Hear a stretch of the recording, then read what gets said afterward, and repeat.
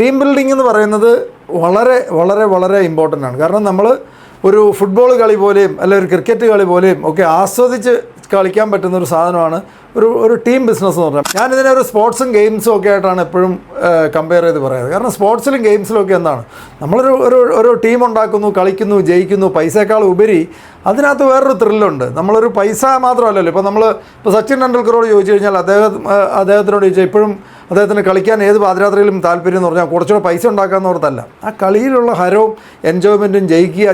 ചില കളി തോക്കും, പക്ഷേ ചില കളി ജയിക്കും. ആ ജയിക്കുമ്പോൾ ഉണ്ടാകുന്ന ത്രില്ല് ആണ് ഇതിനകത്ത് ഏറ്റവും പ്രധാനപ്പെട്ടത്. ഞാൻ വിശ്വസിക്കുന്ന ഒരു ഹയർ ലെവലിൽ വളർന്നിട്ടുള്ള ഏതൊരു വലിയ ഒരു ബിസിനസ്സുകാരും ഒരു സ്റ്റേജ് വരെയൊക്കെ നമുക്ക് പൈസ ഇല്ലാത്ത സമയത്ത് മാത്രമേ പൈസ എന്നൊരു ചിന്ത കൂടുതൽ വരുള്ളൂ. ഒരു സ്റ്റേജ് കടന്നു കഴിഞ്ഞാൽ ആ ലെവലൊക്കെ മാറും. പിന്നെ വേറെ സ്പിരിറ്റാണ്, വേറെ ഒരു എൻതൂസിയാസമാണ് ഇവരെയൊക്കെ നയിക്കുന്നത്. അപ്പോൾ അത് ടീം ബിൽഡിംഗ് എന്ന് പറയുന്നത് നമ്മൾ വളരെ ആസ്വദിച്ച് ചെയ്യേണ്ട ഒരു പ്രോസസ്സാണ്.